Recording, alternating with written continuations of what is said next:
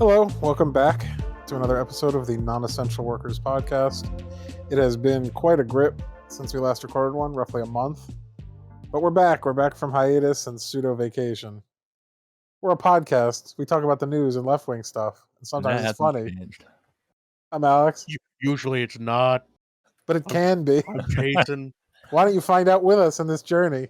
And I'm Aiden, the host for today's lovely podcast. Oh, God. And this is how I always talk. So if you don't How like much it, we're get going to the have to fuck out. cut. We've all had strokes since the last episode.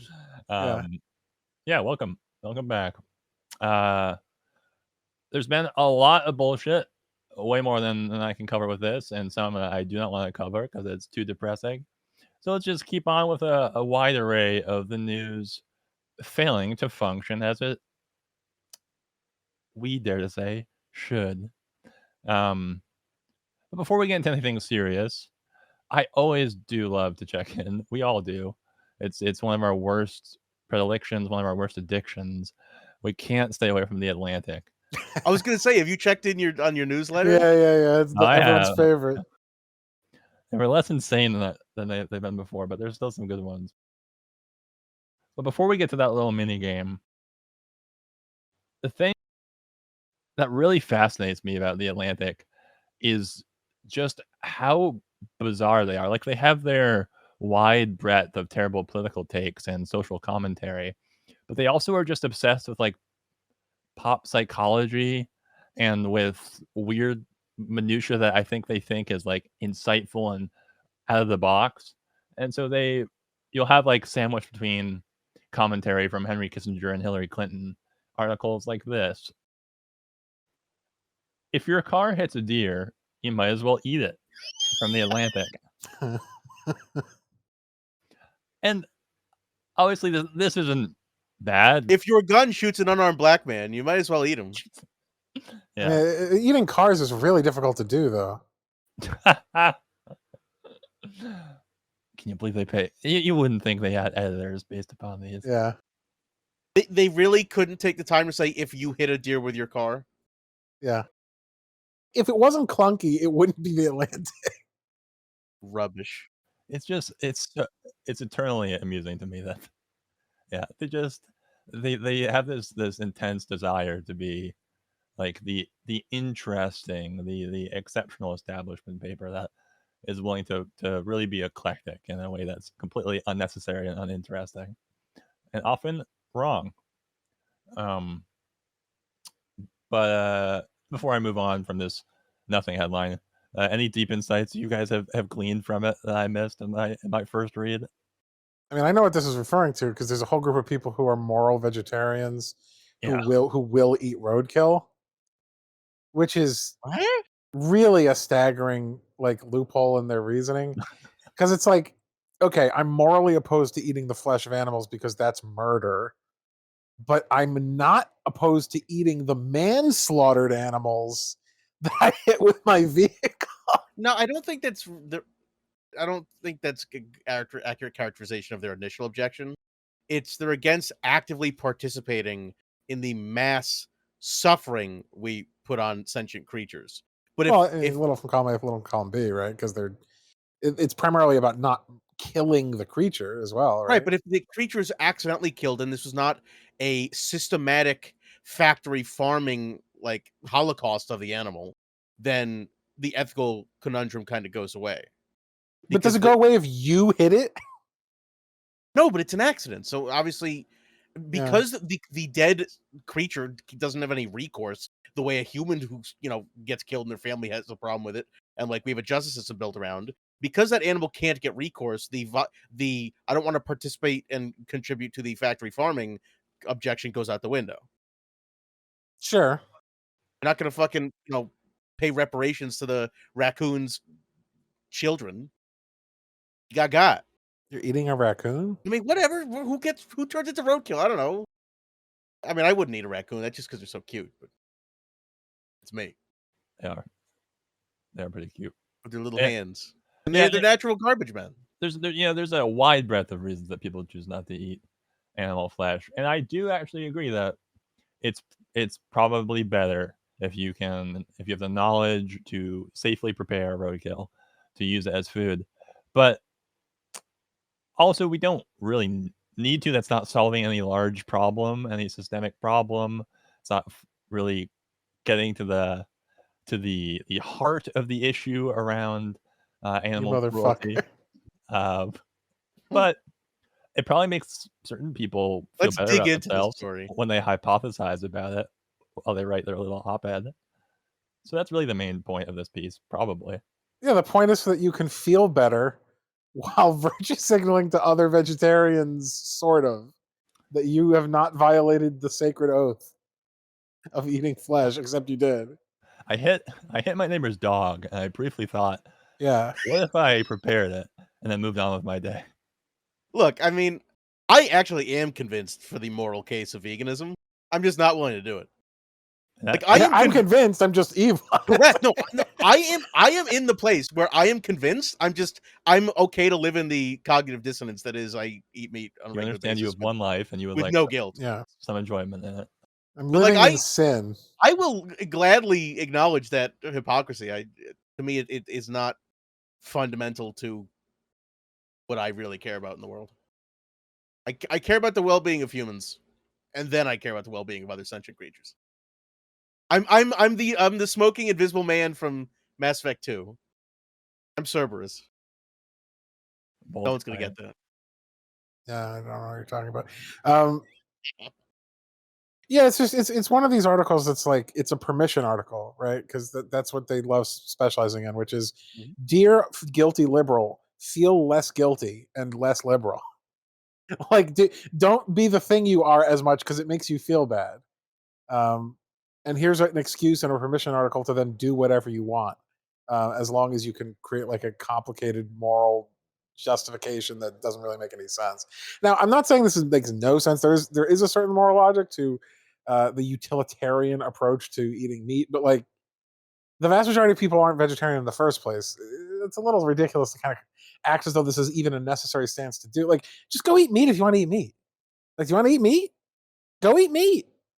You don't need to like justify it in the etherea. Like, it's just no one gives a shit whether you're a vegetarian. If you want to be a vegetarian, good for you. If you don't. I just don't know who this is for. Like, this is a conversation you need to have with yourself in your own brain. You don't need to have it with us. I have a conspiracy theory. Mm-hmm. I know who this article's for. This article's for Elon Musk, so that he can program his Teslas to, instead of like steering away from like children pedestrian, it like steers towards the deer. And this does a number of things. One, it's only rich libs who get Teslas. Two, this is going to lead to more Teslas coming in for repairs, which cost more money and makes Elon more money. And three, it lets you guilt-free eat all the venison you want. Because my Tesla just swerved into the deer. I swear, officer, I didn't know I couldn't do that. You can guilt-free cook and consume all. And there's just a pandemic of deer getting blasted by electric cars. I hope they ended up eating all of those chimps whose cerebrums they exploded with the brain chips. Oh God! Remember that fun bit? That's a great story. The Atlantic also applies this nothing burger style of headline when talking about pretty relevant foreign affairs, as we're well aware. With headlines like this: "What returning to China taught me about China." What? Truly, they have done it. They have discovered the heart of the cards, and the heart of the cards is what's sitting on the toilet it's like told me farce. about toilets. It's like Austin Powers, like, allow myself to introduce myself. Holy shit! This is the worst writing we've seen in a while. It's really heinous. Like 10 seconds, you're gonna come up with a better way of saying this. What returning to China taught me about the country I love. What returning to China taught me about my homeland. Like, come on. Whatever. Like, it's anything. What returning to China made me realize about how much I hated it. Like, No, dog, I heard you like China, so I put China in your China. A return to China, my personal experience. There's 800 different ways they could have said this that aren't stupid. What gold nugget do you think they gleaned from their return to China? What do you think they're trying to tempt you with this mystique into reading about in the article? No idea. Your xenophobia was justified and they're evil. but the people are great, so we need to free them from communism. Oh, that is usually the norm. Yeah, it's like these civilians need just a natural revolution, and then who can help do that? America. Nothing is more beautiful than the Chinese people, or more evil than the Chinese government, which is why we need to put nukes in Taiwan. Like that. I mean, that's what it's going to be. It's some variation on those ideas, even though none of those even connote to each other. Why we should launch Taiwan into mainland China to destroy Beijing for the good of all mankind. It's just going to be 4 minutes of Eric Idle singing "I Like Chinese." That song's funny. I don't know why though. It's bizarre. I like Chinese. It's extremely inappropriate at this point if you ever listen to it. I don't understand what the point of it is, but it's semi-transparent footage of Steven Seagal doing kung fu in the background. Yeah. And Steven Seagal like 350 pounds and like his hair's melting. With that no contact kung fu he's known for. Yeah. I'll read this one sentence that I thought was pretty incredible. Give us a morsel. The state may have prevented COVID deaths better than many liberal democracies. But at what cost? But that success has come at great cost. Wait, really? To human dignity and to the human spirit. Yeah. Man, there's nothing like having your dignity and human spirit as you die of COVID. They may have made material gains in protecting their citizens. But what about these ineffable things? They may have increased their GDP, but what about the human dignity and spirit? There are real criticisms to levy against their zero COVID policy and their anti-immigration policy that they've combined into that, just as we did. But it's just they managed to. They're just so up their ass and so invested in this singular narrative that they can't. They always have to make it farce, and they just keep ramping up the farce of it from the headline of this piece to language like this. It's truly admirable in a perverted way. Is this your daily reminder? Hey, remember China's a bad government? Hey, remember guys, we don't like China. Did you get the memo? We're supposed to not like China. I would love to see all that dignity and human spirit they're talking about in the United States. I can't find it. I've been looking for it. Is it above or below the million dead? The secret is that we had it all along, Alex. Yeah. The human dignity was in us all along. Yeah, and they died with dignity, unlike the living people there, Alex. Alone, unable to see their families. Yeah. On ventilators, the way that God wanted them to. You notice how much less we talk about like Tiananmen Square ever since the Jan 6 revolt? Like how much we talk, like now that we've actually faced our own insurrectionism, it's like, well, we can't, now that we're on the opposite side of things here, let's just talk about Taiwan, or maybe they're not good at math, or we don't like that they're authoritarian. I mean, it's just there's what has fallen off is interesting to me. I see where you're going, but I don't think Tiananmen Square was on the tip of anyone's tongue for a while. It was always like a nice, framed dusty card that they had in a cabinet to pull out when they're like, okay, China's succeeding in many ways that we aren't, or they are beginning to surpass the US. But remember this terrible thing that they did, which was truly terrible and is truly terrible objectively, that negates all this while we have our think tanks formulate new reports. Yeah. It's always, because I think we're deeply envious of China as a country. Like, the conservatives, as we've talked about many times, would love to do what China gets to do, as far as conservative social mores or authoritarian crackdowns on their population. We do get to do crushing dissent. Like the free speech zones here and all the sort of insane Orwellian shit that we came up with during the Bush administration and continued in some degree in the Trump administration. Yeah, it's not that different. We don't really have full civil liberties here either. But that's the beauty. See, we get to pretend we still have freedom in America and say that other countries don't have freedom, even when their people's lives are materially better. And we get to be fascist and claim we have freedom. We get to look at spooky, scary skeletons, right? Like that's what we get. That's the main difference between us. So I guess as long as we can depict the undead in all their wonder, we do have that leg up on China. It's pretty important to our D&D campaigns. Yeah, it would personally affect us pretty greatly. Yeah, I guess that's true. I guess I am on team anti-China now. We got him, boys. But at least we still have true American heroes to fight back against authoritarian Chinese domestic economic policy. Like our good godfather of economics, Larry Summers. So good news, guys. I know you've been worried. We've been, I can feel it, hear it in your voice. You're worried about another recession, as we all are. But Biden says, after talking with Larry Summers, recession not inevitable from the Hill. Recession's been canceled. That sounds like good news, right? There's definitely not a follow-up headline to this.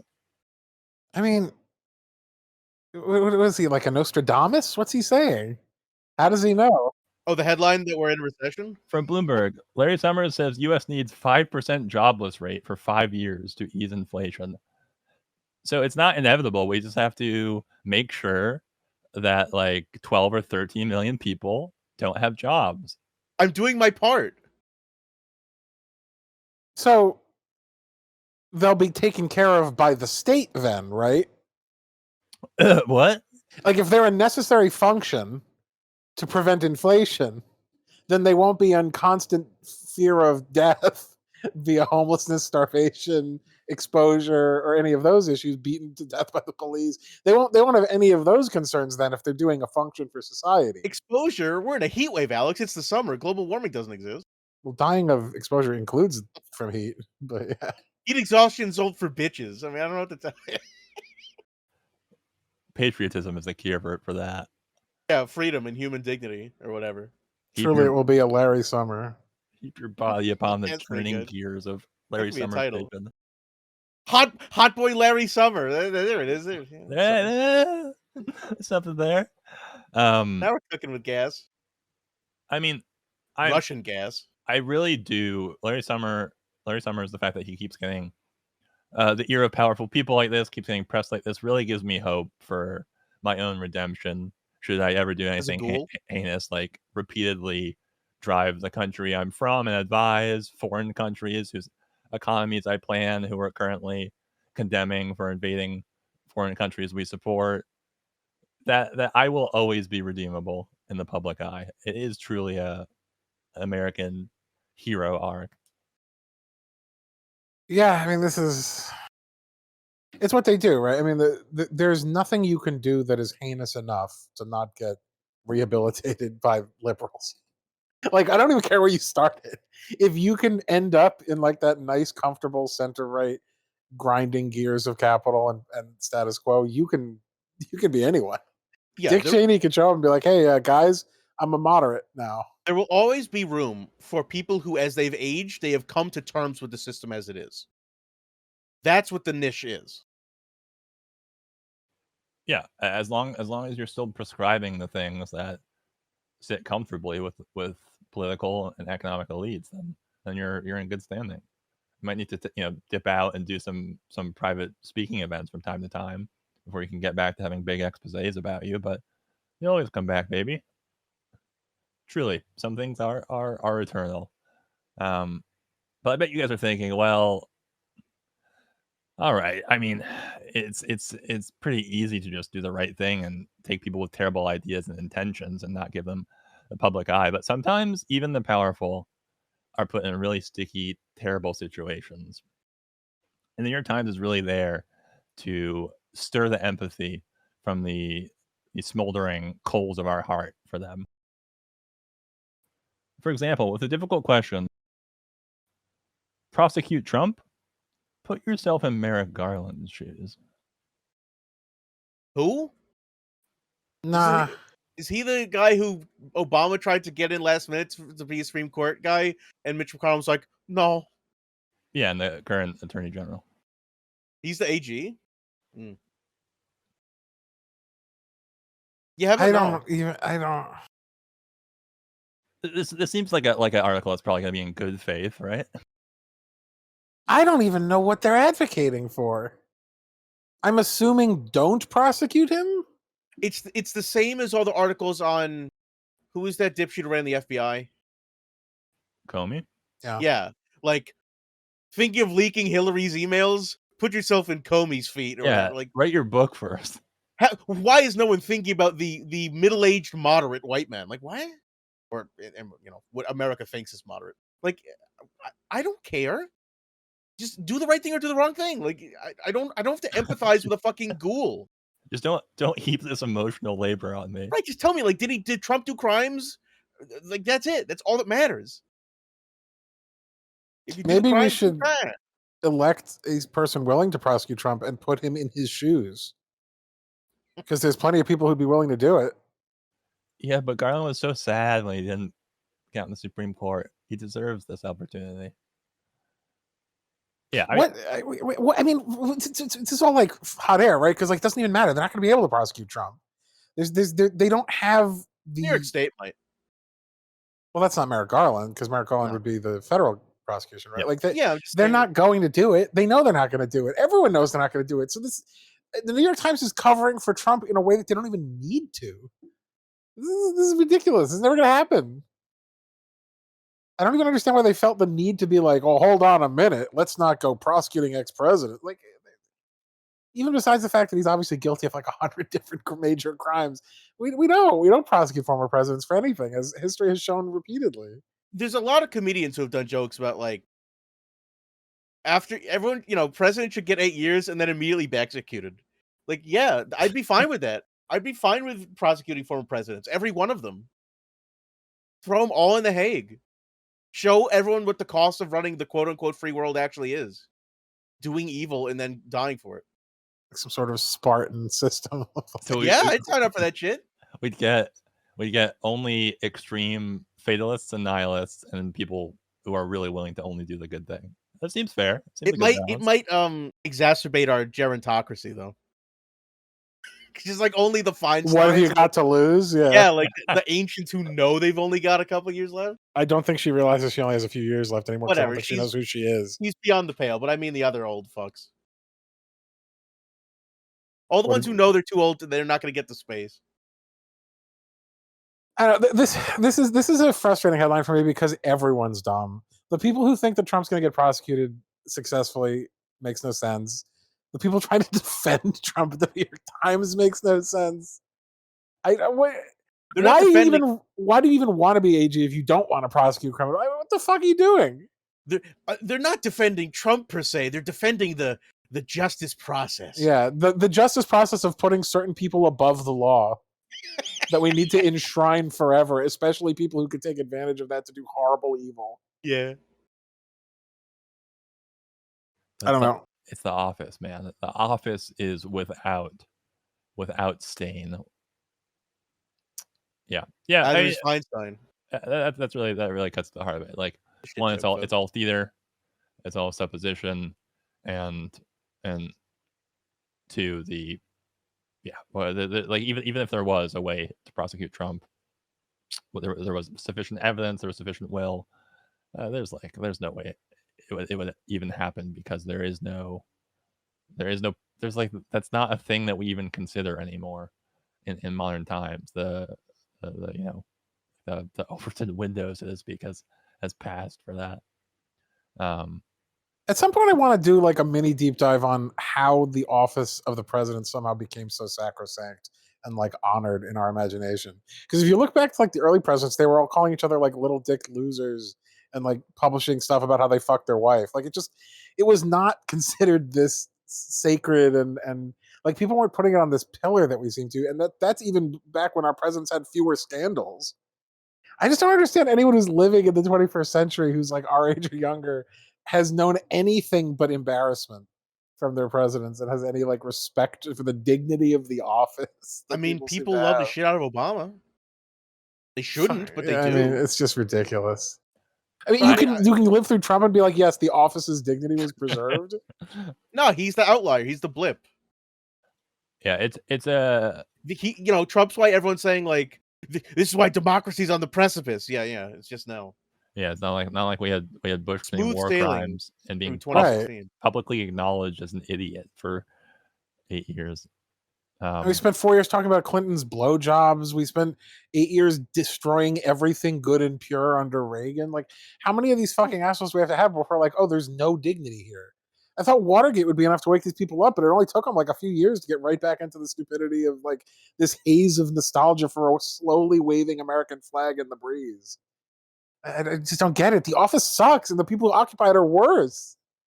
I think it's because it's becoming more unavoidably obvious that the whole institution is failing and decaying, and so they are bristling commensurately year in year out to keep the engine churning in the form of like respectability politics, to not even allow more and more of that conversation to even begin, to allow that avenue of criticism. But it is truly ridiculous to, I mean, like, putting aside like the reality of the quality of leaders that we've had and their actions, the morality of their actions, it's also just extremely healthy to shit on your leaders.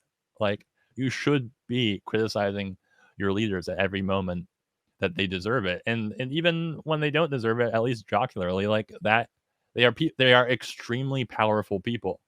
They deserve to be held accountable and to be um, eternally bathed in a culture of examination and criticism and parody. It's like that is, I think, what a healthy society should be angling towards. Otherwise, like, you give them a moment to kind of lapse and bathe in their own power and ego, and that's just another step towards despots. Yeah, I mean, to me, it's the fact that the media has not been able to reckon with the concept of technocracy and like, Hmm. so like the media, I'd argue, has a vested interest in making sure there's singular figureheads that it can coalesce around and like be the barnacle on the ship of. Um, so like there's this natural tendency, and I think it's exacerbated by the media, that like we need an alpha gorilla like to run us, and that every country has a figurehead, and that is the symbol of us, whether we agree with it or not. Because it's like almost too nihilistic to acknowledge that like presidential systems have failed, and it's either a gateway to fascism, or you just like, or the gateway is to annihilating like structure and hierarchy and getting rid of leaders and just managing everything on a small level democratic way, and that just seems farther away than ever. So yeah, I mean, people are grappling with this. It's difficult stuff. It feels like liberals use this kind of obscurantism of venerating an office rather than venerating an individual to make it seem like that isn't an authoritarian mindset. When it is, it's just one step removed. Like, if you have an undue and unreasonable respect for, to the point of like, can never do wrong, can never be prosecuted, can never face consequences, an executive leader of your country, because the chair they're sitting in is sacrosanct, it's like, it's the same thing as just being like a pro-Trump asshole. You're just saying, I'm putting this behind the veil of objectivity or neutrality by saying it's the office, not the person. It's like, that's arguably dumber, because at least with like an individual, you can judge their individual merit. Offices don't have intrinsic merit. Who happens to get elected has nothing in terms of continuity with each other than usually bad politics. So I just, it's always very frustrating when people are like, we can't sully the dignity of the office. And I just, they're imagining shit. There was never dignity there. They're just using this as their own dodge for acknowledging that they really think the same way as conservatives do. It's not just imagining; they're trying to make real. They're Yeah. trying to actively maintain the myth to themselves and to the rest of the wider world. They're trying to Yeah. bucket out, water from a sinking ship. And like, if we just keep bucketing harder and we just say like the dignity of the bucket water, like, no. Everyone sees that the ships are sinking. The best, healthiest thing to do is acknowledge that the ship is sinking and prepare for what to do next. Get your life vests, organize, huddle together, get your belongings, hop out, look for, sharks. Not like just stay in the ship and just hope and pray that the people bucketing are doing a good enough job and you're going to save you. We're not fucking getting saved. Can you imagine if like there's like a construction foreman, like, drop steel beams on like passing civilians and walked around with his dick out all the time or something like that, and all the construction workers were just like, well, he absolutely sucks, he's committing crimes, but remember that time 100 years ago when we had that one good foreman? The office of foreman is beyond reproach. Yeah, Right. basically, it's just carte blanche. Do whatever the fuck you want. The office of foreskin.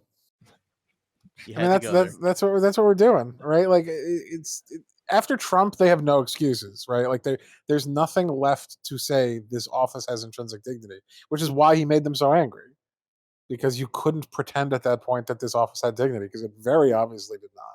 Yeah, yeah, and we've touched on it before, but yeah, I completely agree. I guess the heart of why liberal media got so irate is that it wasn't that Trump was doing dramatically different things, or in the ways that he was. Those weren't the things he was really the liberal media was criticizing him for. It was that he was doing them in a way that was overt and garishly stupid and crass, and yeah, gave the game away. Yeah. And if you give the game away, then you basically are acknowledging that the sort of imperialist positions that all these center-right papers take, based upon this blind faith in the American system and its leadership and its deep state apparatus and all these things, is just like completely absurd on its face. Like, how could we have known that the Bush administration was lying to us about weapons of mass destruction? It's like, because you had like two brain cells to rub together. But it's like, if you subscribe to a liberal principle of like there's incredible dignity and intrinsic legitimacy to the American system, then you just have to take these kind of people at face value. They're like, yes, they're very good. This must be an aberration. And it's like, if they acknowledge that each of these people were usually monstrous and that their politics were horrible and that there's no intrinsic reason to trust or value them, then their entire worldview starts to collapse and they can't really do what they want to do. So yeah, they have to double down on this every fucking time. This was the aberration, and every other part of this project of the United States, which has been based in like brutal colonialism, expansion, white totally cool. supremacy, all that was fine. It was all good. Cold War bullshit, it's all fine. So it's not surprising, but it is embarrassing. But at least we still have institutions that do deserve reverence, right? We've talked about the Supreme Court a lot, and we will continue to, as they seem to be on a roll of terrible case hearings and rulings. But just in case you thought that there were good justices, there are certainly better justices. Remember that they are all still part of the same institution, and they are all still of the same echelon of and they're a family elites. As Sotomayor praises Clarence Thomas, quote, "He is a man who cares deeply about the court as an institution," The Hill reports. And I don't think she's lying. I don't think that he is not a man who cares deeply about the court as an institution, because that's what gives him immunity and power to make Americans' lives worse and makes this country more of a conservative theocracy. I saw this article as well, and I wasn't sure, because it's The Hill, if they're just like horrendously misquoting her and misrepresenting what she said. It's always possible. I don't know, and I don't really give a shit. But you know, very well could be comma or ellipses, and yet that does not justify the kind of overreach and meddling that he's participated in. But that's not what The Hill chose to report. I mean, what's she supposed to say? She's in a work institution with 8 other colleagues that see each other every fucking day. He's a chode. Yeah, like, well, she has to work with him. That would have been awesome, though. I want my Supreme Court justices calling each other chodes. It's just like, yes, obviously he's a scumbag, and they all kind of know he's a scumbag. But what are they supposed to say? Like, she's supposed to be like, "I hope he dies tomorrow." Like, I mean, there's a certain level of congeniality, right? That even if you don't like someone at your workplace, you're basically expected to maintain. Not that you have to go out of your way to say shit like this because it's like nauseating, but come on, like what?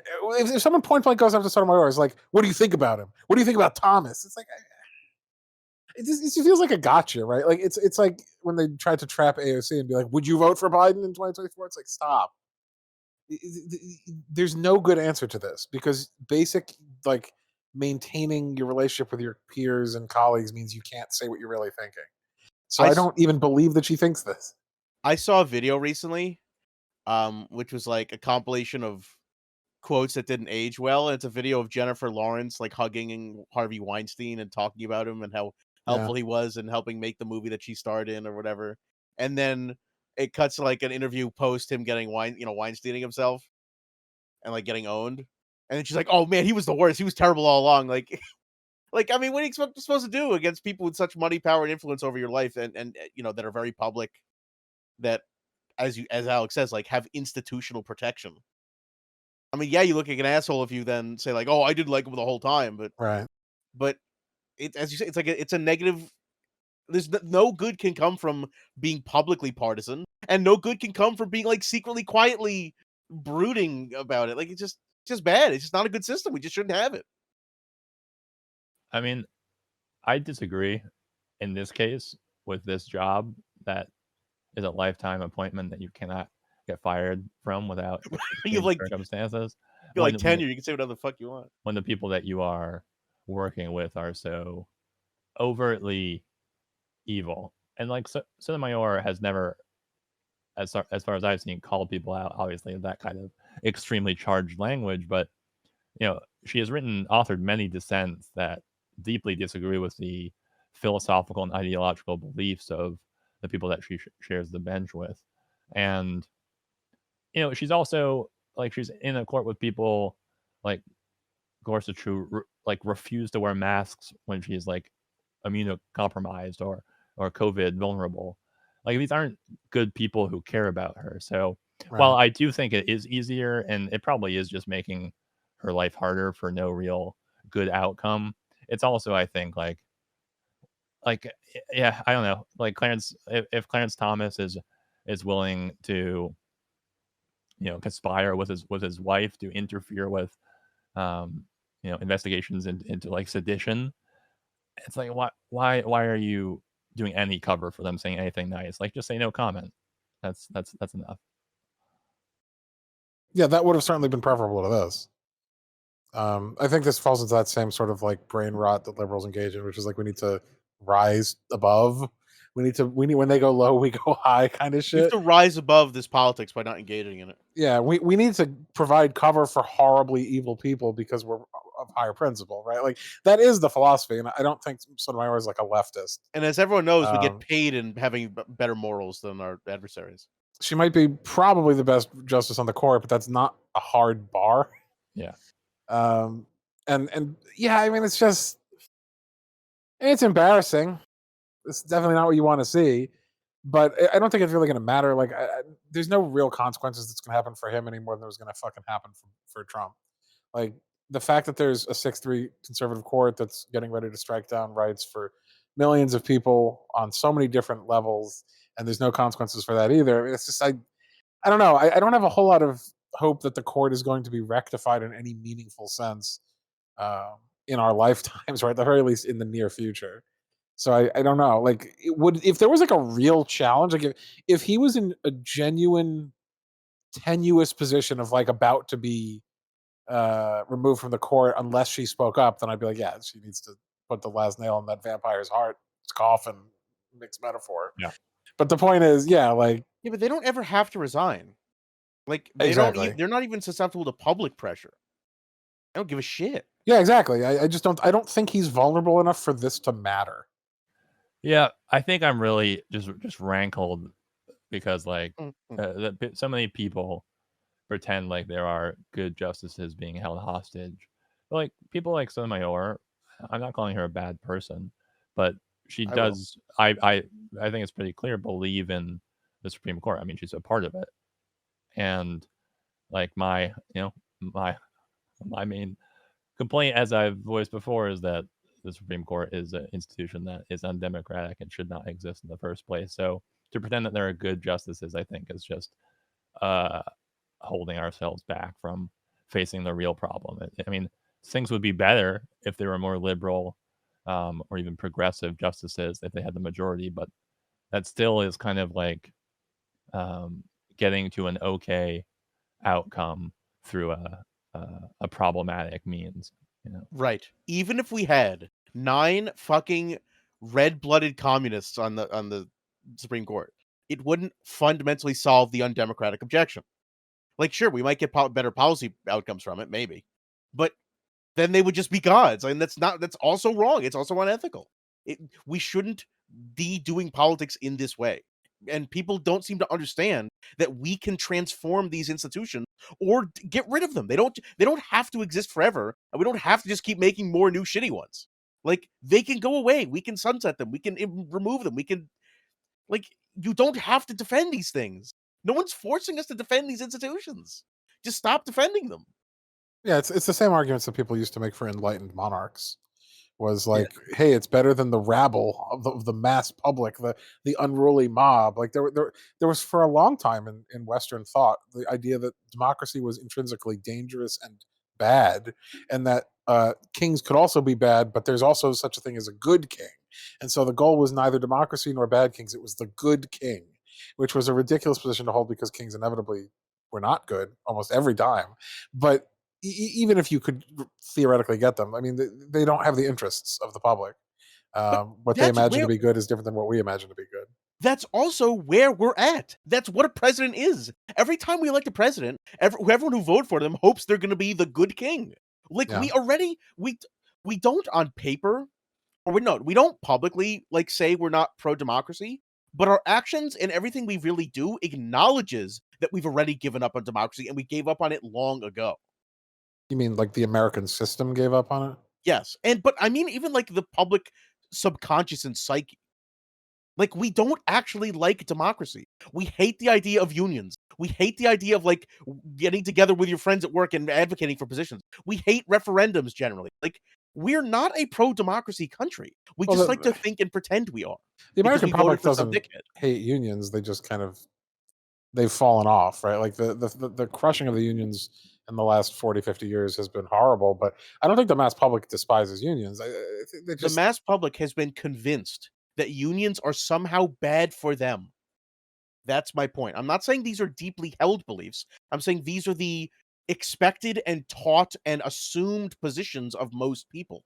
You ask most people about the fucking work stoppage of the transit people in the train workers in England, and you're gonna get negative response like, "Oh, why are they doing this to the common man traveler?" People don't understand class solidarity.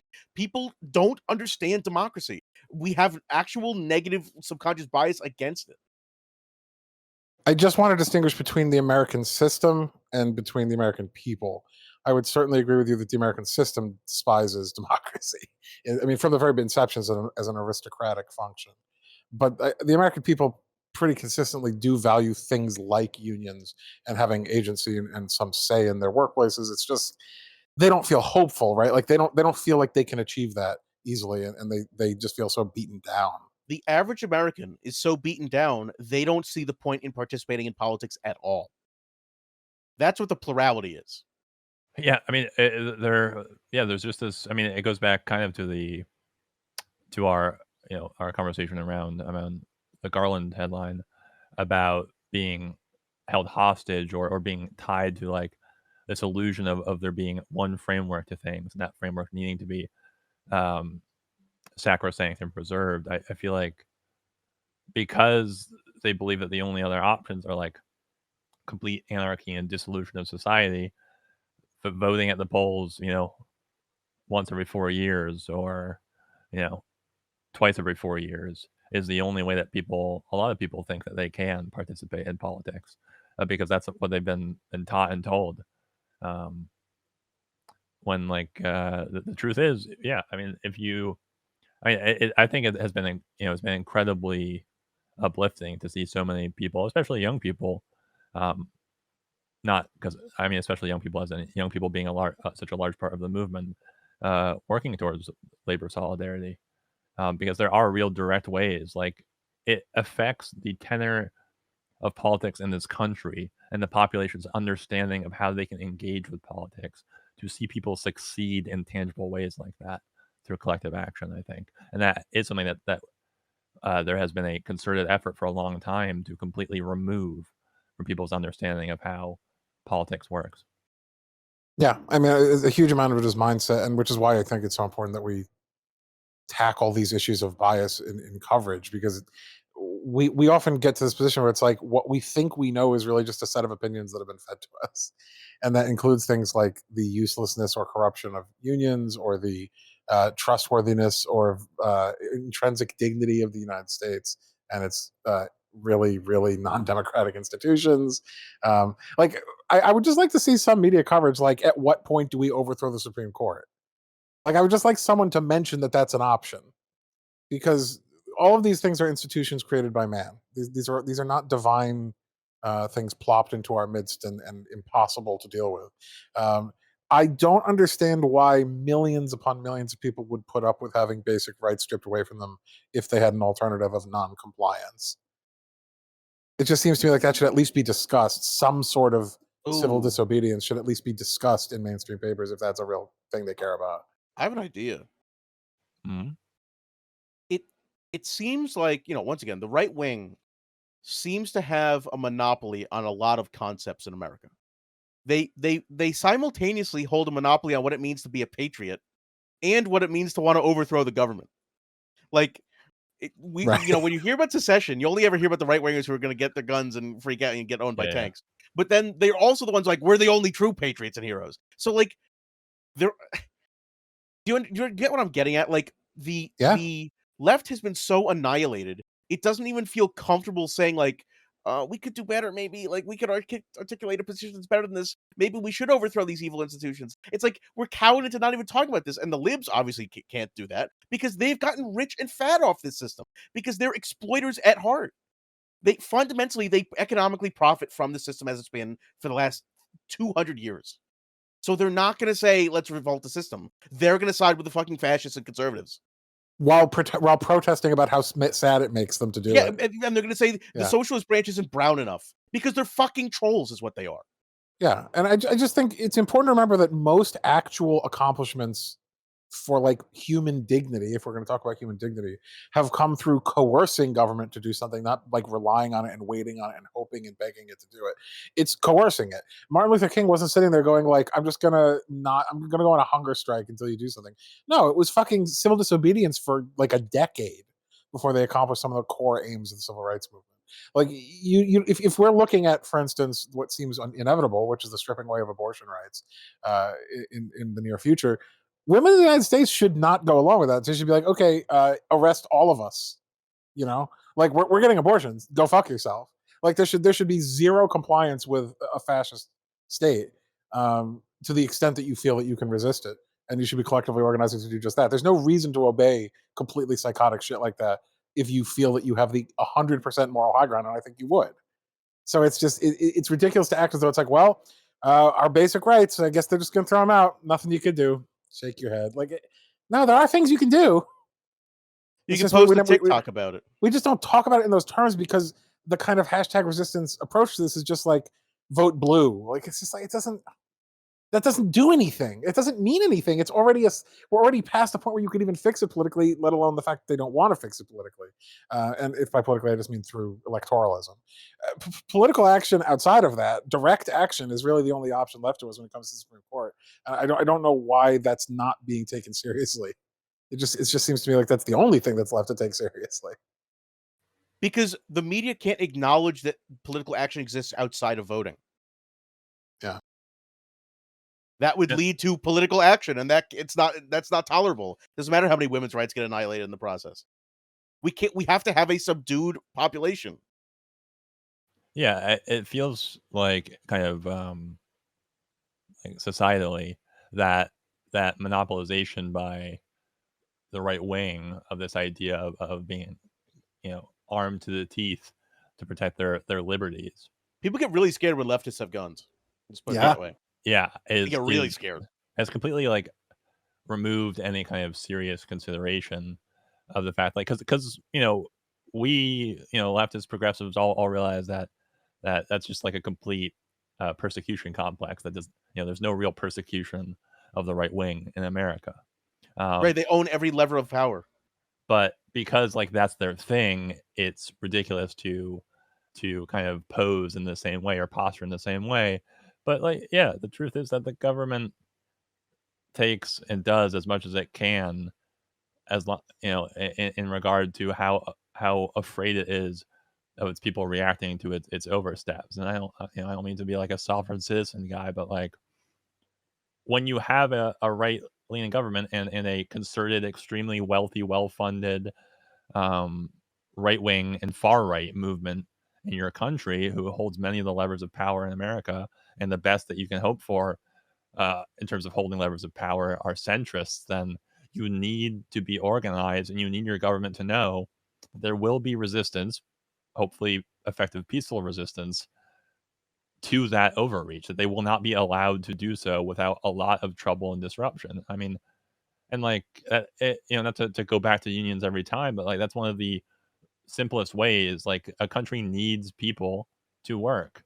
A general strike would absolutely kneecap and exert an enormous amount of pressure against any kind of overreach, because everything does come down to economics, enrichment, and finances for these people. Like, Yeah. they don't care that a bunch of bearded people have, gun cabinets full of AR-15s. They care about what gets done and Right. what keeps the They care machine about running. is there shit getting shipped? Are there files being filed? Is the spice flowing? And ultimately, what the public needs to understand and acknowledge is that we're the ones who keep the spice flowing. Yeah. When that lever gets pulled and turned off and the faucet stops, people with power pay attention, because they suddenly realize their moment of weakness, that they can't manage the whole system on their own. That's always been the strength of the labor movement. That's always been the strength of workers and unions. And people need to fucking wake up and remember that we're the actual vast majority of people who make the gears of capitalism run. And if we want, we can group together and grind that shit to a halt until we get what we fucking want. Yeah, you have options beyond what is presented to you by your abuser. Because that's the situation we are in. The powers that be and those who serve them in the media present us with false binaries of, vote for this or vote for that, or obey this or obey that. They never really offer you the choice of being like, maybe don't obey it. Maybe don't go through the motions that they want you to go through. If voting was successful, then we would have been in a much better place by now. It is not sufficient on its own, at least as far as we've seen. So do civil disobedience. It's not Don't even a comply. real. It's not even a real vote if you didn't get to choose on what you were voting about. Right. It's a coerced vote. It's voting between, pick a number between 1 and 10, and I'm only let you vote between 1, 2, and 3. I didn't get all the options. Right. It's almost entirely about what options are even allowed on the table in the first place. The agenda setting has more power than even the vote itself. But the problem isn't like, oh, it's electoralism versus whatever. I mean, okay, fine, do electoralism. But if you aren't able to achieve through electoralism the basic human dignity that we're all talking about, then you don't just roll over and die. You say, no, we're not going to accept it. We have more power than you because we are the overwhelming majority of human beings. Well, you do if you get COVID. So what? To call back to Aiden's thing about China and COVID and dignity and right. Yeah, that's the case. Is like, there are people don't lack power. People lack organization and understanding and tools, and we're all guilty of this to some extent, but also motivation and willingness to take on risks and efforts, because even if you don't intend violence, we all understand that there is a risk to going against that binary that has been strictly and intentionally imposed on us. But the power is there. It just needs to be seized and connected. Throw the ring into the lava. Yeah. Do it. Yeah. We all need our Smeagol. No, we all need our Elrond. Elrond Hubbard. I guess what I'm saying is, if Clarence Thomas is a man who cares deeply about the court as an institution, then the rest of us shouldn't. That should be the headline. Yeah, do the opposite of whatever Clarence Thomas says. Just if it's not clear, like what we're going against here, from the Daily Beast, Blake Masters, Arizona Senate candidate, blames gun violence on, quote, black people, frankly. Yeah, I mean, he's saying it. What a fucking hero. Oh, this is actually a thing this is a pet peeve topic of mine, but yeah, I want to hear you guys' thoughts on it first. How can he say something so controversial yet so brave as to incite anti-black white supremacist violence in the United States, a country with no history of such? To say this in the wake of the Uvalde shooting is just truly like a galaxy brain take. As like to be asked about gun violence and to answer with this in that context is, yeah, you gotta get to him. He sticks to his guns, pun intended. Watching a bunch of white cops not intervene as a Hispanic killer kills other Hispanic people really bears on the black situation, as far as I can tell. Well, if they had intervened, they would be contributing to gun violence. Yeah.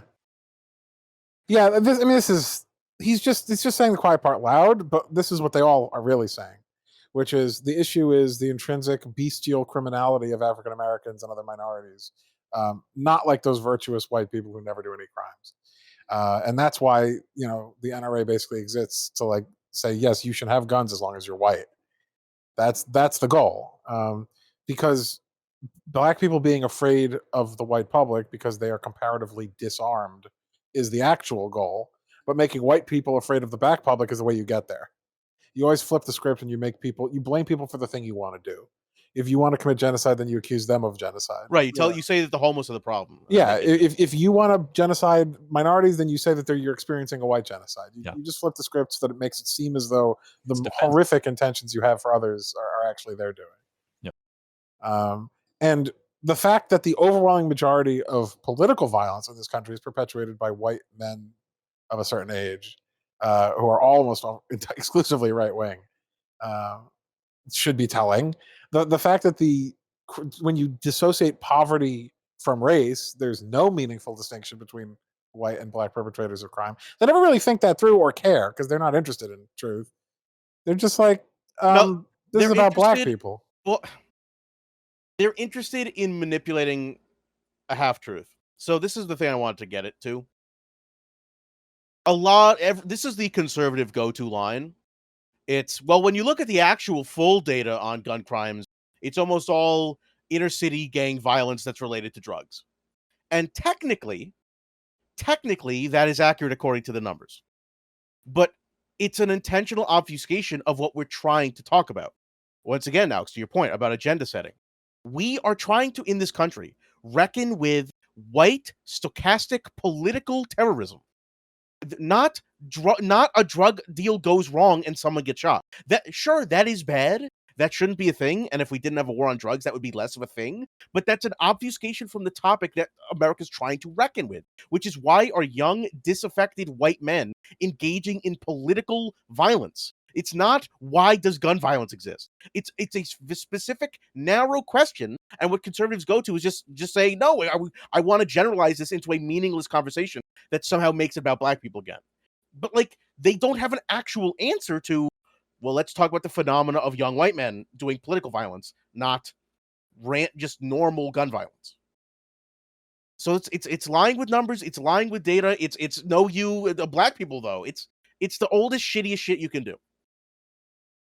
Yeah, the substantial majority of mass shooters in the United States are white. The overwhelming majority of terroristic violence in the United States are perpetrated by white conservatives. The idea that black people are disproportionately responsible for gun violence confuses the concept of gang violence as part of basically violence, a function of drug violence and poverty, with the idea of intentional violence for political reasons or for deranged school shooting reasons, which are completely different ideas and have different root causes. But to conflate poverty with the needless and intentional killing for its own sake is nonsensical. That's a better word, Alex. Confuse is not the right word because they know what they're doing. This is conflation of the data to confuse other people. Right. And it's completely ridiculous. They're not going to also point out that the black people are disproportionately more likely to be the victims of that violence. Yeah, they only want to talk about the fact that they're more likely to be the perpetrators. Well, the reason they're more likely to be perpetrators and victims is because of poverty. People living in impoverished areas are more likely to resort to violence and more likely to be targeted by the same violence. And that's been true literally forever, for thousands of years. We understand how human society works. And it crosses across race because it has nothing to do with race. It has to do with desperation and poverty, which they are fully aware of because they'll use that defense whenever it's a fucking white poor person doing the same thing. It's just that they're covering for white supremacy in a what to us seems obvious, but is sometimes more cunning way than others. Yeah, because these black people that Blake Masters is talking about are, by a vast majority, killing other black people, and those deaths don't matter to him. This violence does not. It is immaterial to the problem at hand in his mind because those people deserve to die, or that's just the way that nature plays out in his twisted mind. Yeah. So in invoking it, it's just it is a. He's acting like if tomorrow all the drug crime in Chicago disappeared, and all the drug crime in like the 5 major cities, Philly or whatever, disappeared, that somehow this is okay why we have white people shooting up schools. Like, it doesn't compute. They don't follow from each other. Even if we were able to totally skew the data so that black gun violence wasn't an issue, we still have an issue of white people shooting up schools and shooting up like Walmarts and gas stations and like all sorts of heinous, random, evil shit that's totally not accounted for by this obfuscation about black people. It wouldn't fundamentally solve our shooter problem. That's correct. Yeah. And it comes down to what it comes down so often is that they don't have a true answer, an effective answer. And to be honest, once again, almost all this drug gang violence is done with pistols. You just can't kill 25 people in an hour with a pistol. Right. It just can't be done. And look, once again, fuck all you chuds. I understand guns. I understand it well. I understand everyone says semi-automatic. They don't know what the fuck you're talking about. We've all played shooters. I've been playing, Insurgency recently. We get it. You can fucking mop up with an AR. Stop pretending we're stupid. And if they're that weak and useless, then stop buying them. They're either effective or they're not. If they're ineffective, then why are you buying them? Right? Right. You think you can overthrow the American government with them? Oh no, they're nothing though. Right. If you think you could take on drone strikes and stealth bombers and tanks, then I think they're enough to kill school children. Fucking idiots. But even besides that, like this is like layers of fraud because they constantly invoke shit like Chicago to be like, see, multi-level marketing fraud. It's all about the blacks. It's like Chicago's not even like the top 5 most dangerous cities.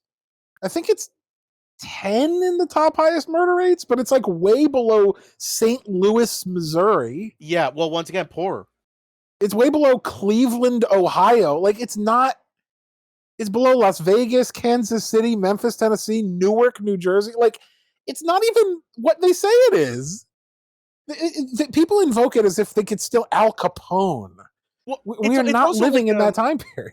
It's also like an 80s, 90s thing. Yeah, exactly. Like, Chicago's been gentrified to shit. Like, I went to school in DC. DC is so gentrified at this point. The crime rates have dropped because it's a bunch of fucking rich white like artists and people who run like Raytheon. And it's like, sure, okay, yeah, there's still danger in Chicago. There's still crime in Chicago, but guess what? It's not that different than fucking Milwaukee, Wisconsin, or Philly, or Kansas City. Oh no, don't you know? These are all dangerous places. By gun violence. But no one goes on the fucking radio and is like, we have to stop this epidemic in Tennessee and Missouri. We have to stop these Wisconsin Badgers. They're gunning us down left and right. Murder cheeseheads. The murder rate in St. Louis is more than twice that in Chicago. And no one's talking about St. Louis. No one gives a shit. Because it's not racially coded in that way. Because it turns out it's about poverty and not race. So it's just... It's just pretty black, though, right? But, I mean, it doesn't have the same connotation as Chicago, right? And I don't think fucking Milwaukee does. Right? Like, there's a whole bunch of these that are white as fuck, and they still have huge murder rates. There's a whole bunch of like chud Mikes and Riches out there cutting each other down. And it's not. Again, it isn't about race. It's the degree to which race intersects with poverty, which is proving the entire point about black activists saying we need to stop having an entire segment of our population by ethnicity entirely impoverished. You're making my point. If you want to stop black crime, which he doesn't, he just wants to demagogue, but if he did, then fucking give him a UBI or something, or reparations. Get people out of poverty and they don't join gangs. It's not really that complicated. No, they're just programmed by God to join gangs. Because that is the idea, right? Because he's borrowing from like 19th century colonial versions of race, in which blacks are just intrinsically criminal and violent, which is why we need to either enslave them or murder them, according to that logic, which is why it ends in genocidal logic. And it's just one step removed. In fact, the article should really be Blake Masters thanks black on black crime for removing the black problem slowly. I mean, that's what he's really thinking. So I don't even know why he's complaining, because he would love nothing more than for black people to not exist in the United States to serve his fucking political interests. So I just don't know what... I don't know who he's kidding, pretending like this isn't just neo-Nazi shit. Yeah, this dude can suck it. Frankly. Yeah. Motherfucker. But what if I could offer an alternative? What if poverty weren't the cause behind increasing violent crime? What if Go on. the great minds at Wall Street Journal, we were to travel back in time 20, 30 years and say, cannabis in the violent crime surge. What? Heavy marijuana use among youths is leading to more addiction and antisocial behavior. Wait, how dare they say lead? What's happening? You can't prove that. You Are can they say talking about now? you can say is Yes. correlated with The current extreme surge in violent crime that we're seeing, as we've covered time and time again, not being at all what is being portrayed. Now they're trying to go back to looping marijuana back into the causal framework. But elites are making a killing on marijuana. Yes. But also, we can still blame poor people. This one does not deserve a response. First of all, violent crime didn't go up. Homicide went up. There was a murder surge, not a violent surge. Violent crime overall, other than homicide, went down. So this isn't even correct. Just like on the surface. And it's almost like, yes, people have gone insane during the pandemic and started murdering each other. I almost guarantee you that the cannabis component is one of the only things keeping it as low as it is. It's like holding us back. Yeah. Because I mean, if you're like, all right, I could go postal, or I could just tune out.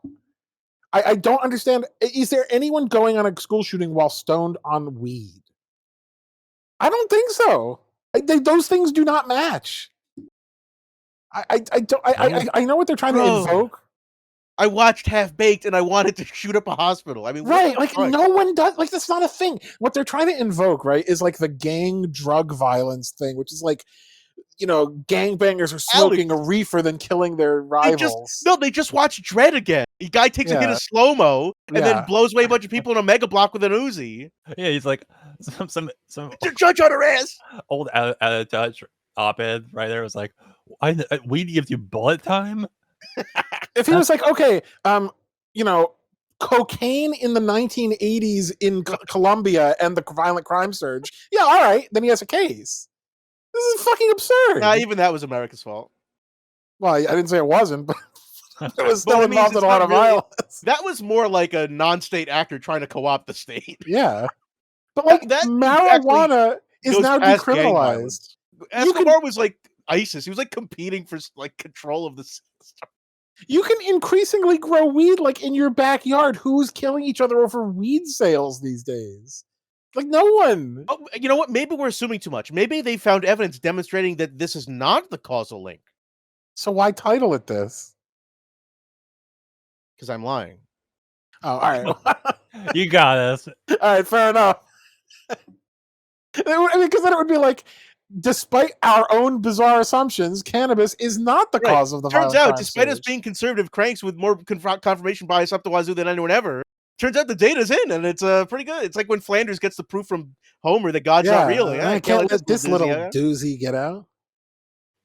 Yeah, and they're in the subheading, the fact that they attribute it to marijuana use, not even dealing, selling, which profiteering, usury, where it's still illegal. Loan sharking. It's full reefer madness. Gateway to other harder shit that's more violent. Like it's days away from satanic panic. I'm telling you, we're going there. And I would like to point out, dumbest country. This is a sober analysis. I've never even smoked weed. Like I have watched many people smoke weed without having smoked weed, and I can say, as a sober person watching other people smoke weed, these motherfuckers aren't doing violence afterwards. You've never smoked weed? Nope. Didn't I just tell the story about when I was in college? I went to the CVS with my friends and bought like $50 of munchie candy. The most drugs I've ever done are painkillers that were prescribed to me, and caffeine. I don't use drugs at all. But the point is, I in a sober analysis have seen many people high. Didn't you try at CBD oil at one point? Yeah, but it had all the good parts taken out. It was just for the it was just for the anti-anxiety component. It didn't have any like getting high component. But yeah, like as someone who has been sober at many instances with other people high on weed, There's very specific patterns of behavior that people on weed engage in, and none of them are shooting. Yeah, I just don't think this even deserves explanation. Like, this is self-evident. I'm just saying, because there's some people out there who have not done weed or don't understand what weed is. And I'm just letting you know, as someone else who's not smoked weed, it's not a frightening thing. It makes you like lazy and tired and sometimes paranoid, but like you sit in a beanbag chair and you're like, whoa, man, like you don't do violence. It's really not this complicated. I don't think there is someone out there who doesn't know this. They're just trolling. I just felt like I needed to put that out there because like there's someone who doesn't know what this is. Yeah, they're a square. I don't care about them. Yeah, there's someone's mom and dad out there who's reading the Wall Street Journal thinking they're gonna get fucking shot up because their kid smokes weed. But I'm just saying, as someone else like you, square person out there, it's not dangerous. As someone who may or may not have used weed in my life, I agree. But we are being perhaps too harsh on the writer of this. And even maybe Blake Masters, if we are to judge by the writings from the Independent.ie, the Irish publication, The Independent. We've learned not to judge gender, religion, race, or sexuality. Now we need to stop judging people on their views. Oh, God. You know, the thing that... Because views and beliefs don't have consequences. And Ireland doesn't have any religious our actions. Ireland doesn't have any problems with religion anymore. Yep. I'm glad. Yeah, glad you noticed that immediately as well. Or with like outlawing abortion for a huge chunk of the 20th century. So there's a woman who's being burned at the stake for being a witch, and she goes, "I'm not judging you for your difference of views than me." How understanding and tolerant of her. We should all emulate that model. This is what's the taking shits that have made more coherent sentences than this. Is this person just imagining a world where no one forms opinions about other people at all? No, they live in an op-ed bubble. Like we're just globulons. It's just Jason's chud Brit who's like, I voted Tory because I didn't want my views judged anymore. Like that's what this is. It's another article saying stop judging conservatives for having bad ideas. That's it. I went on Ireland Tinder and everyone didn't like me because I said that we should go back to slavery. It's like I don't know. Like I don't know why they keep trying to do this. It's never gonna work. It's never gonna happen because it's a contradiction in terms to say I restrict for you what you're allowed to think and do for trying to restrict what I can think and do. So it cannot be accomplished by definition. This like thought policing of other people so that they don't thought police you, the whole contradiction of the cancel culture complaint, cannot be implemented. So all it's doing is basically whining that someone got angry with me because I'm dumb. Every time, that's what it is. And it's a lovely self-report that they're like, we've learned not to judge people based on their gender, race, or sexuality. Like someone had to teach me that was wrong. But now I know that. So can we move on to people stop now I'm better for the things I still hang on to, the hateful things I still espouse? Of course, by his own logic, he should be able to judge people by their gender, religion, race, or sexuality because that's just his views. So, like, if he's going to throw away the idea that you need to conform, well, just if you've thrown away the idea that you need to conform to certain basic social decency like norms because it's just my views, man. Well, then there's nothing keeping you to a liberal democratic range at all.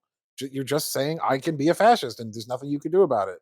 It's like, okay, I guess, but it's ridiculous to pretend like we've all agreed to a certain bare minimum of like liberal democratic squishy sort of rights that are not exactly specified, and that's all. So everything else can be noxious. Like it's just a completely arbitrary dividing line, right? Like why would you do halfway towards treating people decently and go, I've done my part? It's like, did you? This is written by Irish Clarence Thomas.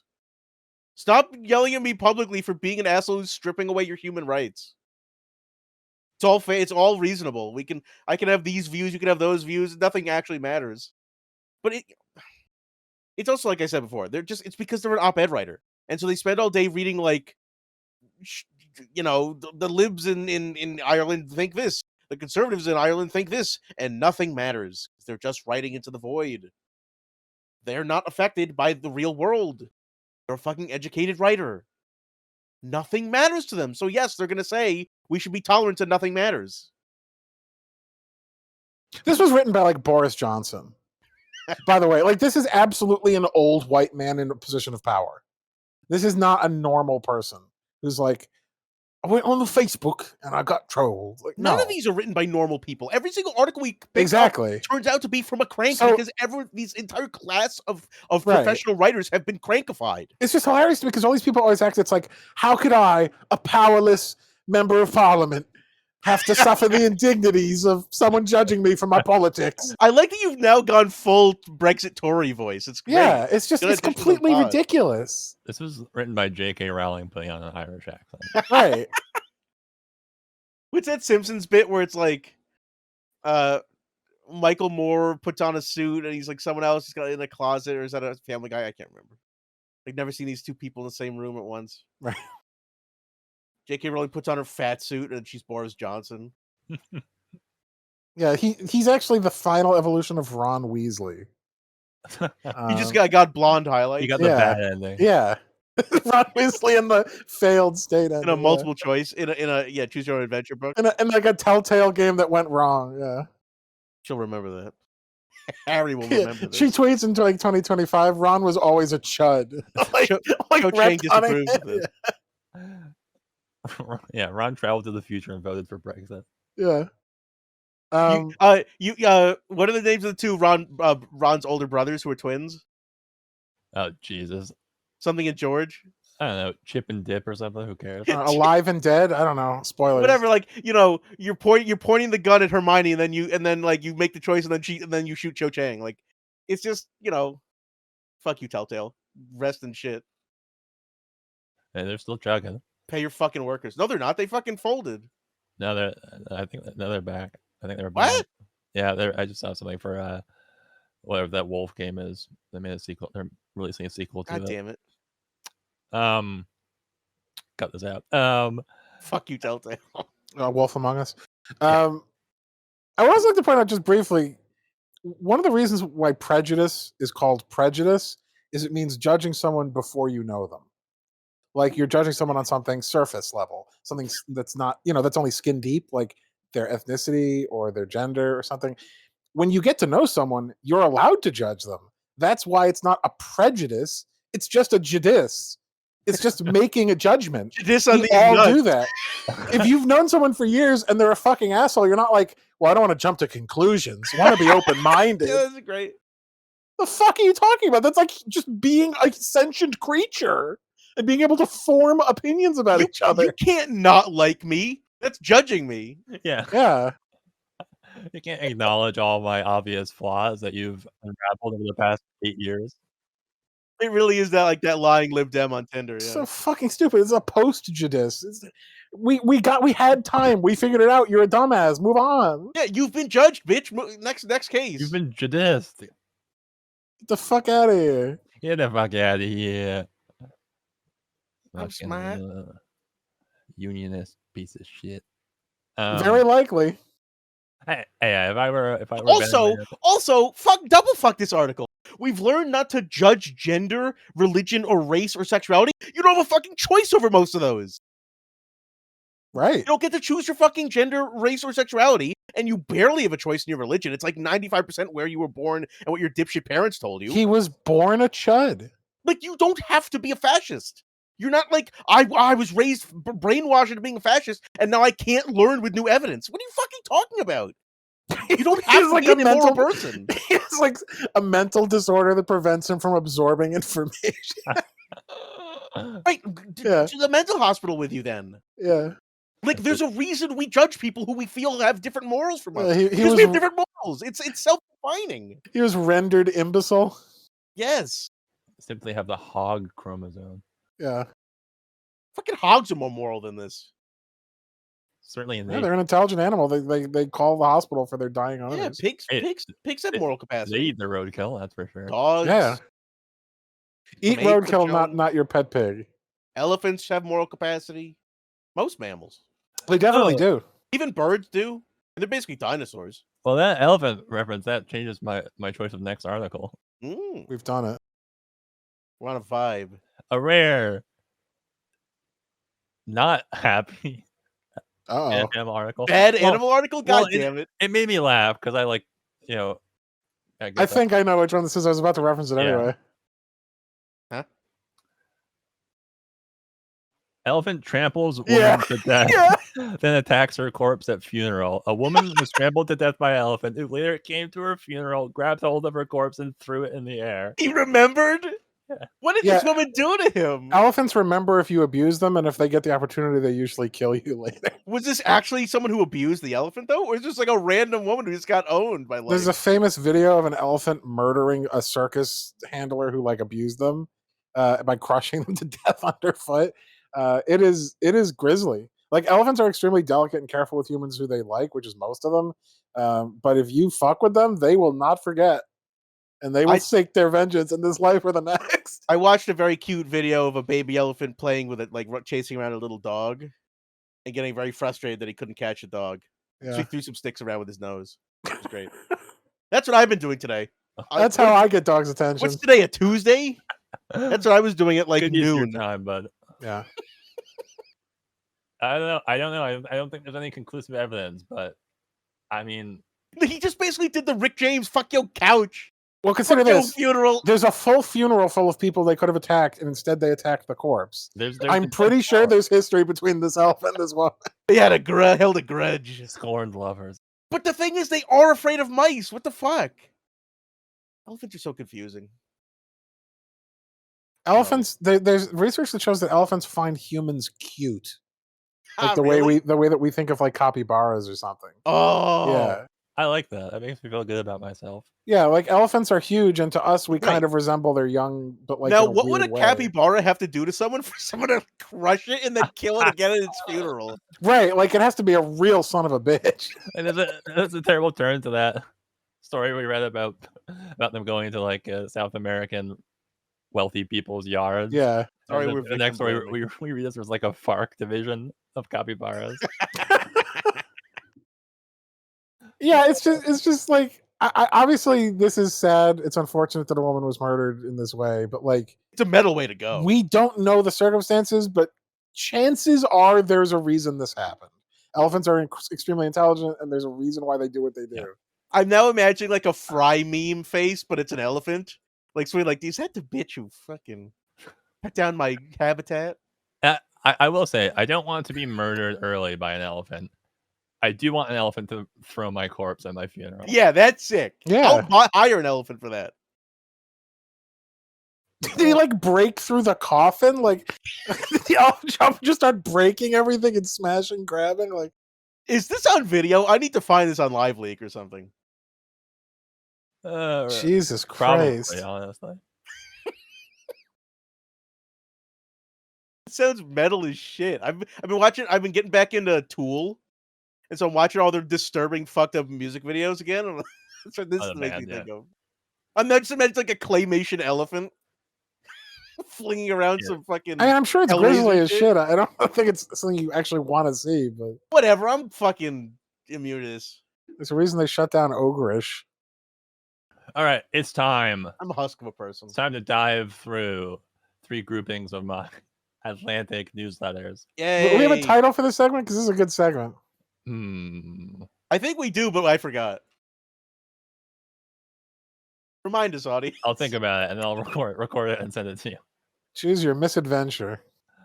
So let's start with the first grouping of 4, which I've titled in a very niche reference, "Top of the Pop Psychology." So to remind the audience briefly, 3 are real, 3 of these are real Atlantic headlines. And one of them is a lovingly crafted bullshit headline that Aiden made, and we're trying to figure out which is which. And I think I'm a little rusty, to be honest. When I went through these, I think that almost month off really. You know what that means? Aiden's gonna clean sweep us. Yeah, he's gonna annihilate our shit. Yeah, I'm just setting myself up for amazing success. Either way, you win now because either you're right and it's excused, or you're wrong and you kick our ass. You got it. That's the Trump tactic. Yeah. Hey, Biden's a badass. Right? ISIS, they're great fighters. I'm both the best and the worst at this. Yeah. He really had savvy with that shit. All right, let's get to him. Yeah, it's the one thing he knows how to do. All right. 1, how to navigate life on a changing planet. 2, the most misunderstood thing about adult friendships. That's got to be real. 3, the kids are not all right. 4, the keys to a lifelong friendship. God, these are all so banal. All completely banal. All pop psychology, vague prescriptions for how to fix minor problems in society, in your personal life. I don't trust my gut, but I'm gonna go with it. I think the kids are not all right. Isn't real. Yeah, I think it's either that or the keys to a lifelong friendship. So just to keep it interesting, I'll say the keys to a lifelong friendship. All right. The false one is the kids are not all right. Written by Gordon Truly. Yeah. Too clean. Too clean. They when an Atlantic writer thinks they're being clever, they just like stumble over their dick 8 times in the headline. So like you can't just do a simple subversion of a thing that's well known. That's Aiden brain, which is not as dysfunctional. The reason I was leaving that instead of the keys, even though I thought it could be either, is just because the keys is also an error. Because it's like you wouldn't say plural keys. That's just such a weird fucking phrase. There are multiple keys to this door. This door has actually 6 locks. Like, no, so we get all the Atlantic writers, we put them in a Saw scenario. This door has 6 keys. You figure out the keys to friendship. You get out with your balls. These are 7 of the 11 keys needed for a lifelong friendship. Exactly. Tune in next week for the other 4. 3 of them always lie. 4 number 6 will blow your dick off. I mean, I didn't think Aiden was actually going to make a mistake like that, but still, these are so bad. I thought maybe through. I did think this was the most likely one. I thought maybe the fact that they within like a week released 2 with like the same headline about friendship. I just forgot. Oh man, gotta love them.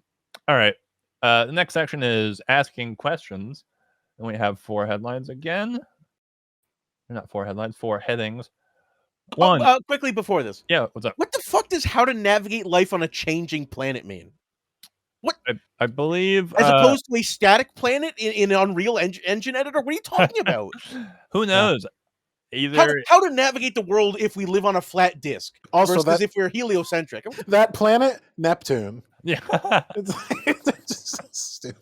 What do they get out of adding that to the... Just make it... fucking the other way. Like how to navigate life in our quick, fast changing times or something. Yeah, navigate tumultuous times. A lot of ways to say it, but not the way they chose because they have that special Atlantic brain. Yeah, filled with salt water. Number 1, like bloat and gout and fucking, what's the other shit you need oranges for? Scurvy. Yeah, fighting scurvy in 2022. It's coming. Changing boat. All right, I put that on my vision board for future. Yeah. All right, number 1 under asking questions: who benefits from online gambling? Who really benefits from student loan forgiveness? Really? There's 2 with the... Can the hearings overcome American indifference? Why do California progressives keep facing recalls? That last one's definitely real. Did they really do 2 benefits ones? Oh, Aiden, master troll. The thing is, the hearings overcome American difference is also insane. So that could be fake. Alex, you go first. I'm thinking. Well, the problem is the only one that doesn't have errors or seems completely true is the first one. Ooh, that's a good point. Like that is a cogent concept. Yeah. Like progressive recall one, I agree with you, is 100% real. Can the hearings overcome American indifference? The problem is they haven't specified which hearings, which is that's very like them. You're not in the know, Alex. You're not following the Jan 6 right, and that's what I'm saying. Like some sort of bizarre assumption about what we already know what they're talking about is like pure Atlantic. So that has to be real. Oh, you know what I want to do? The double benefits is insane. I'm going to say the first one because that's the most cogent one. I kind of agree, but I'm gonna go with the second one because I think Aiden is trolling us with an even like worse benefits one. Yeah, I think it's one of the 2. Yeah, but I'll go with the first one. All right, the fake one is why do California progressives keep facing recall? What? Oh my god, really? I read that. I will say the terrible deep dive I have basically is a much longer thing that asks that question, but I did not get that those words. I see. in a newsletter. Yep. Damn it. They really are terrible. Holy shit. I could have sworn, like, because I mean, I could have sworn that they would mistake Newsom for a progressive, which made it very funny to me. All right. They definitely think he is. So for sure. Here's what I want to do. I want to do like a data study on the viewership of the Jan 6 hearings compared to the Depp Heard trial. Because like it was that 6 weeks, and then we got the hearings like directly after. And my guess is that just no one gives a shit about these Jan 6 hearings. I certainly don't care. No, they had very high viewing, not as high at all as the Amber Heard trial, but surprisingly high, yeah. Really? Yeah. At least in the first. I'm just amazed anyone gives a shit. Yeah, you ever follow? Did you look the amount of people joking on like Twitter or whatever, like trolling people for following the Johnny Depp Heard thing, but acting like this is the most important thing that's ever happened that we're trying to It's the same importance. It's like neither of them are important at all because neither of them are going to do anything for us. They don't matter at all. It's just whether you find them entertaining. The Trump thing is not going to convict them. The Amber Heard thing is not going to change feminism. None of this matters for you in your personal life. Right, but like, one was funny. And one is deeply it's not just funny. Whether you're milking entertainment out of it or not, because that's the only value that they offer.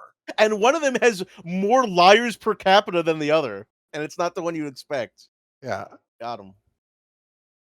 Showed Congress what for. But all the people, there's this like recurring meme that I think even some progressives have been using, but like it seems especially common in like snarky liberal circles, where they'll be like, the most important thing about the slap is that, you know, we can't afford housing or something. It's like, what? Like I get it, like the Will Smith slap. Yeah, because they'll talk about like something that's trending on Twitter or whatever, and then they'll say, "Oh, they're just like clickbaiting the show."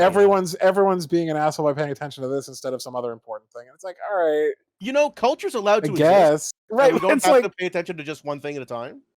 Why are you taking a shit when you could be overthrowing the system? It's like, because I have to. Like, I don't like what. Yeah, and I'd be the little girl saying, "Why not both?" Yeah, it's just there's this very weird impulse to be like anti-entertainment or anti-humor. I think on a lot of these tweets. Yeah, it kind of baffles me. Nothing's better for the progressive movement than being fucking scolding assholes who have no cultural references. Well, the only purpose of Twitter is to make snarks and jokes. Like that's the entire purpose of a format that's like one sentence. It's just crazy. No, Alex, Twitter is where regulated political speech is going to happen. Yeah, Twitter is where we're having our next great American debate. Speaking of, when's that fucking Bernie Sanders Lindsey Graham debate, which sounds like a terrible idea. Oh God, it seems like it's happening. I thought, didn't it already happen? Really? I know Fox News is trying to broadcast it because Bernie Sanders was such a huge hit when he did their town hall things before the election on Fox News, and that dipshit with the hyphen it's late. That dude with the name, where it's like he's got the like Chip Chowder, like happened June 13th, which is 8 days ago. Oh Jesus Christ! I don't know. Yeah, who's that dude though for Fox News who was moderating that town hall? I can't keep track of all. Swear to God, he's got a name where it's like both first and last name start with the same letter. It's like the news broadcast stereotype. The blurb advertising the debate between Graham and Sanders makes positive references towards Senators Ted Kennedy and Orrin Hatch, which is very funny to me because they're both despised. My two personal heroes. Yeah. The two people I've modeled my life after. Yeah. We need to be more bipartisan like them. We need to kill more people in like drunken car accidents or whatever. And just like vote for every evil thing that's ever happened. Was that Ted? I can't remember. Yeah. There's nothing like nepotism and evil to cross bipartisan lines. Yeah, there's nothing like royal families and racists. Anyway, carry on. I mean, they go hand in hand. It's a beautiful pairing. All right, we'll finish off with four that I've titled. We'll head back to the U.S. specifically for domestic disturbances with Leave Joe Biden Alone. Okay, I saw that one. That one I actually saw, so that one's real. Republicans could just call Trump a loser. Steve Bannon, American Rasputin. A public reckoning for the GOP. I haven't seen that Steve Bannon one, but that is the most Atlantic title I've ever heard. I have seen that one. All right, Oh God, no! My so boys we're one for deep in the 2, waters. right, on these. So we've used our 50-50 Yeah, because we've each actually seen one of these. yeah. Where's Regis? I mean, other than being dead. All right, you've used your 50-50. Yeah. Which of these two do you want to pick now? America, you're on the line. I think the call Trump a loser is really stupid, but it's like a good trick by Aiden. It's like a trap card. Yeah. But a public, because the last one lacks like a sentence structure, that could be real.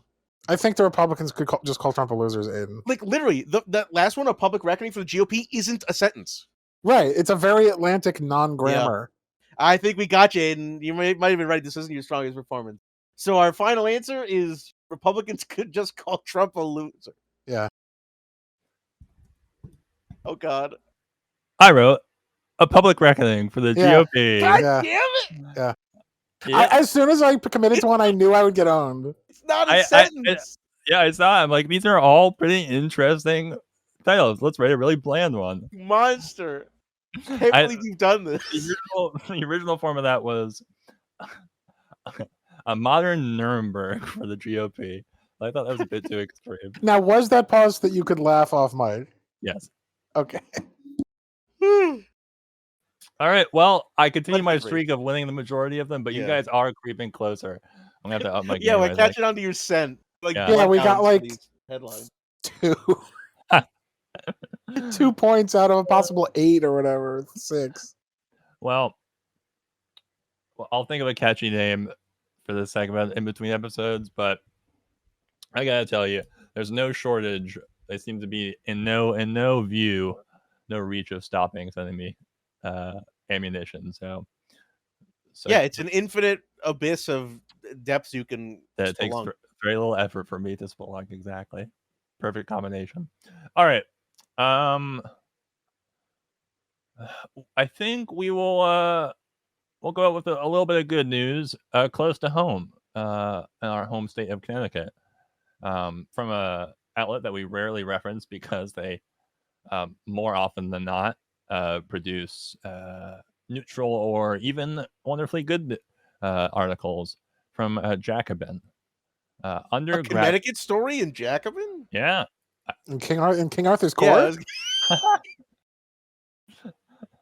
A Jacobin article in King Arthur's court. Undergraduate student workers. We unionized, you can too. At Wesleyan, undergraduate students at the Office of Residential Life. Holy shit. No shit. Well, that is, in case it hasn't come up before, that is my alma mater. Yeah, your school's come a long way. I mean, it bills itself as one of the most left-wing schools in the country, and the administration was anything but, so that's interesting.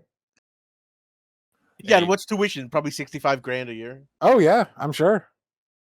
I'm sure it's brutal, but they do actually offer pretty good financial aid for need-based. But even so, yeah, but it's just to like cook the books. They could charge an insane amount and then give enough need-based merit. Shit. So yeah, that's the scam across the board for all these private schools. God, it's so fucking evil. But yeah, this is the first. I mean, at least like registered, publicly known undergrad labor union. So, and this is for like residential halls, like the Office of Residential Life. Yeah, so for like RAs and stuff. Right, like RAs. Yeah. Yeah, their benefits were not good. I'm just gonna be real. You get to live in this hall with a bunch of fucking horned up losers. What? This isn't good enough for you? I am actually pretty surprised about this. Not because the sentiment wasn't there, just because it never seemed like the organization was there. By almost definition, a college like this has a very high turnover, so it's difficult to get people who are committed to stay in a position where they can organize a union. But I'm really glad to hear it. That was basically the way in which the NCAA could maintain its insane monopoly. Is like because the kids turn over, especially in college sports, where the kids don't even have to be there for all 4 years. Sometimes they're there for longer. They transfer. They're there for like 3 years. Yeah. So like there was never a long enough existing worker base to kind of advocate for unionization. Mm-hmm. So instead, they've got name, image, and likeness rights now, which is a little bit. You don't have to be as kind of like together as a group to get to benefit from that. Very interesting. I mean, when I think about how like singularly concerned I was most of the time with making money and getting good grades. This is pretty awesome to reflect upon this, especially since it almost certainly means, at least in an optimistic outlook, that this is a group of people who are going to go into their adult lives in the wider world with an understanding of, hey, they got something useful for their undergraduate education. Effective collective action. To have it happen in our home state, where rarely good or interesting things happen, is just the cherry on top. Things happen; they're just not good. I mean, we say that, but we still have one of the best administrated states in the country. What are you talking about? Our roads are a fucking disaster. Our roads are Every a disaster. other bridge is going to give out in like a decade. No, the roads are pretty bad, but no pay tolls. So anyway, Thomas Ladder. Final thoughts, Alex? That we've absolutely trampled over. Yeah, my brain is struggling to recover from that assault of things that has just been cut. Connecticut's run by losers. I mean, Lamont's okay, I guess. I have no strong love for most of our local government, but it is nonetheless, in the context of the United States, one of the better administered states. Yeah, I mean, this is great news. I wish I could say I was like prouder, except that I had no hand in this. Right. Like, it happens to be my school, but I didn't accomplish this. My children. I don't like when people are like, I did this. It's like, no, I didn't. Like, no, I'm glad that there's a connection to me, but it's not. Yeah, you could be like, I remember how shitty the administration was, and I'm glad people have. I do remember that for reasons that make me still angry to this day, and I won't disclose in the podcast. The hate flow through. Unless you all pay for the higher tier, then we'll spill all the tea on Weasley and in and out. But yeah, that's impressive. I am interested to see how that develops. Like, I'm interested to see if they're able to keep that level of activism and energy across, the next few years. Sure. As that turnover happens. But I think once you create an institution like this, it's definitely easier to maintain it than to get the initial impetus going. So. And unlike my fake headline or email heading, maybe the kids are all right. I think with that little bit of spark of positive news, I think we'll sign off for this week or this episode, and we'll catch you all next time. Thanks for tuning in. Tune in next time for a few more of those keys. See ya. Oh, I'm Jason, by the way. I don't think I mentioned it at the very beginning. You did. And I'm Ian. Oh yeah, we were doing our like voice we were doing. No, I think it was different. Anyways, I'm voting Tory.